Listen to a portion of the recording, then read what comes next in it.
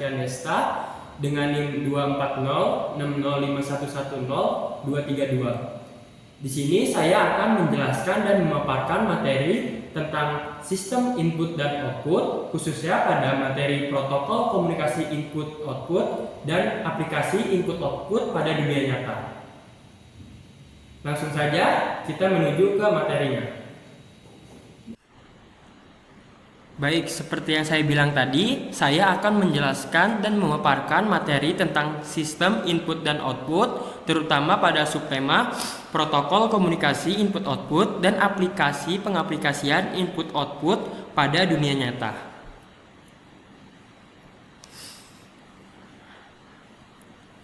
Sebelum itu kita harus mengetahui apa itu input dan output. Input adalah segala bentuk masukan yang diberikan ke dalam suatu sistem perangkat untuk diproses atau digunakan dalam menghasilkan keluaran. Input dapat berupa data, perintah, energi, bahan mentah, atau informasi yang berasal dari pengguna. Nah, kalau output yaitu hasil yang dihasilkan oleh suatu sistem, perangkat, atau proses setelah memproses input. Output dapat berupa data, produk, layanan, informasi, dan lain-lain. Output merefleksikan kualitas proses dari input yang digunakan. Output yang tidak memuaskan menunjukkan adanya masalah dalam proses atau input yang sebelumnya. Nah, kita memasuki pada protokol komunikasi dalam input-output. Protokol komunikasi dalam input-output merujuk pada aturan dan prosedur yang mengatur pertukaran data antara perangkat input-output seperti keyboard dan printer dan sistem komputer seperti prosesor dan memori.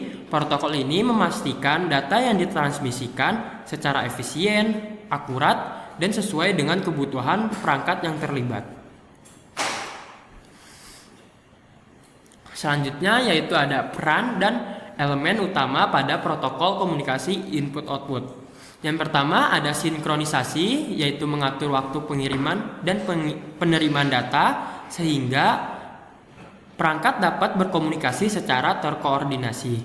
Yang kedua ada alamat perangkat, yaitu mengidentifikasi perangkat mana yang terlibat dalam komunikasi tersebut. Yang ketiga ada manajemen kesalahan, yaitu menangani error yang mungkin terjadi saat pengiriman data seperti deteksi dan koreksi error. Yang keempat ada format data, yaitu menentukan bagaimana data dikodekan atau diformat selama transfer. Yang terakhir ada kendali aliran data, yaitu mengatur kecepatan pengiriman agar tidak terjadi overrun atau underrun. Selanjutnya ada jenis-jenis protokol komunikasi input-output. Ada banyak jenis-jenis protokol komunikasi input-output. Saya akan menjelaskan satu persatu.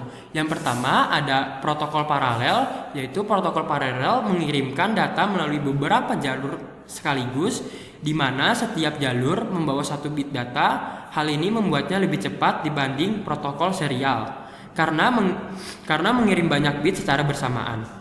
Contohnya adalah ATA untuk perangkat penyimpanan dan SCSI untuk scanner atau printer. Namun protokol ini membutuhkan banyak kabel dan hanya untuk jarak pendek karena rentan terhadap gangguan. Yang kedua ada protokol serial. Protokol serial mengirimkan data satu persatu melalui satu jalur komunikasi, sehingga lebih sederhana dibandingkan protokol paralel dan cocok untuk jarak jauh. Contohnya adalah UART untuk komunikasi sederhana, SPI untuk kecepatan tinggi, I2C untuk perangkat seperti sensor, dan USB untuk berbagai perangkat modern. Tetapi protokol ini menggunakan lebih sedikit sehingga lebih praktis daripada protokol lainnya. Yang ketiga ada protokol wireless, yaitu protokol wireless memungkinkan pengiriman data tanpa kabel menggunakan gelombang radio atau media nirkabel. Protokol ini cocok untuk perangkat mobile dan aplikasi jarak jauh. Contohnya adalah Wi-Fi untuk jaringan, Bluetooth untuk perangkat jarak dekat, Zigbee untuk IoT, dan NFC untuk pembayaran digital. Meski fleksibel, protokol ini rentan terhadap gangguan dan jarak atau hambatan fisik dapat mempengaruhi kinerja protokol tersebut. Lalu ada protokol jaringan, yaitu protokol jaringan ini digunakan untuk komunikasi data melalui jaringan komputer. Contohnya adalah Ethernet untuk koneksi kabel, TCP atau IP untuk yang menjadikan dasar internet.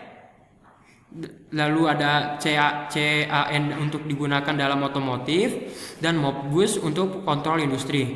Protokol ini memungkinkan komunikasi jarak jauh yang efisien, namun sering memerlukan konfigurasi yang rumit dan bisa terpengaruh masalah jaringan seperti latensi.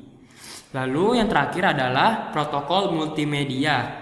Protokol multimedia digunakan untuk komunikasi data real time seperti audio, video, atau data sensor. Contohnya adalah HDMI untuk perangkat audio video, DisplayPort sebagai alternatif HDMI, dan RTSP untuk streaming langsung. Protokol ini mendukung sinkronisasi real time dan cocok untuk data multimedia, namun sering memerlukan bandwidth tinggi agar dapat berfungsi secara optimal.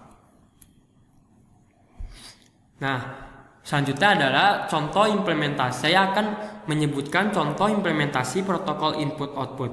Yang pertama ada USB atau Universal Serial Bus. Protokol serial ini adalah protokol serial untuk menghubungkan perangkat seperti mouse, keyboard, atau flash driver ke komputer. Lalu ada I2C, Integrated Circuit, protokol komunikasi antar komponen dalam perangkat elektronik. Lalu ada SPI, Serial Peripheral Interface, protokol sinkron untuk komunikasi kecepatan tinggi antar perangkat elektronik. Lalu yang terakhir ada Peripheral Component Interconnect Express, protokol komunikasi paralel untuk perangkat keras seperti komputer seperti kartu grafis. Nah, gimana sih masa depan protokol input-output pada dunia sekarang? Nah, saya akan menjelaskan beberapa sub pada masa depan protokol input-output. Yang pertama adalah penggunaan dalam teknologi 5G dan IoT. Protokol input-output akan semakin penting dalam dunia Internet of Things atau IoT dan jaringan 5G. IoT yang melibatkan banyak perangkat terhubung membutuhkan protokol yang efisien dan hemat energi. Protokol seperti Zigbee, LoRa, dan NB IoT akan lebih banyak digunakan dalam aplikasi IoT. Yang kedua ada protokol untuk kecerdasan buatan dan pengolahan data besar seperti kebutuhan untuk menangani volume data yang besar dengan kecepatan tinggi akan mendorong protokol input-output untuk mendukung aplikasi kecerdasan buatan atau yang kita sebut AI dan pengolahan data besar. Protokol baru akan dikembangkan terus-menerus untuk mendukung transfer data dalam waktu nyata real time yang dibutuhkan dalam aplikasi seperti analitik dan machine learning. Lalu ada komunikasi tanpa kabel yang lebih cepat dan stabil. Teknologi wireless akan terus berkembang dengan protokol seperti Wi-Fi 6 dan jaringan 5G yang menawarkan kecepatan yang lebih tinggi dan latensi yang lebih rendah. Teknologi wireless ini akan semakin mendominasi menggantikan kabel dan banyak aplikasi baik untuk rumah, industri maupun kendaraan. Nah, lalu kita akan mengetahui, saya akan menjelaskan pengaplikasian input-output dalam dunia nyata.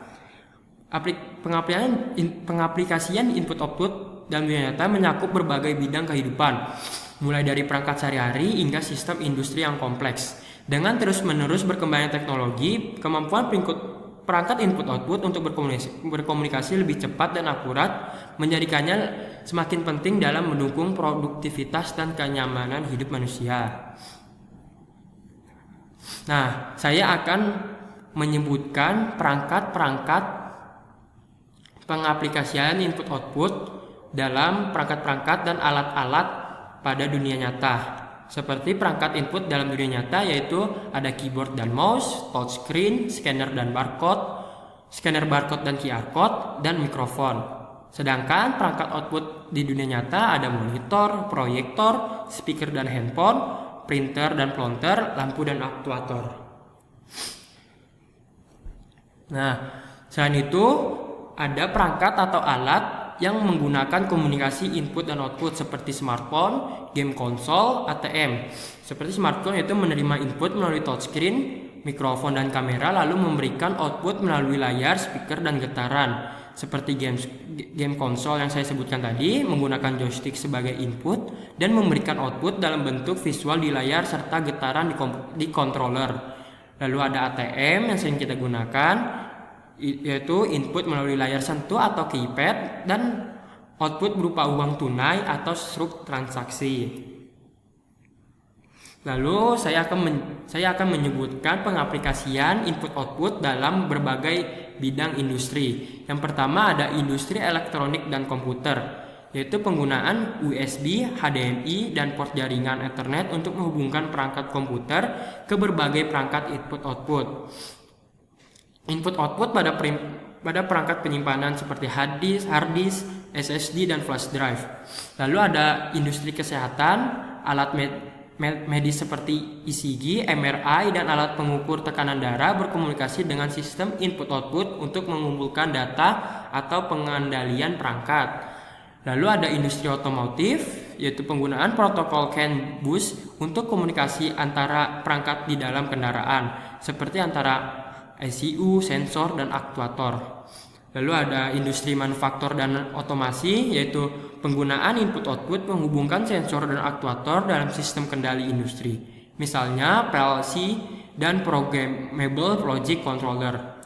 Lalu yang terakhir ada sistem keamanan dan pengawasan, yaitu sistem input-output digunakan untuk menghubungkan perangkat sensor seperti kamera CCTV, sensor gerak, dan sistem pengendalian alarm. Baik, mungkin itu saja pemaparan dan penjelasan materi tentang sistem input-output. Baik, mungkin itu saja tentang pemaparan materi dan penjelasan materinya. Mohon maaf jika ada perkataan yang salah atau menyinggung dari saya. Saya Muhammad Refki Andesta, izin undur diri. Wassalamualaikum warahmatullahi wabarakatuh.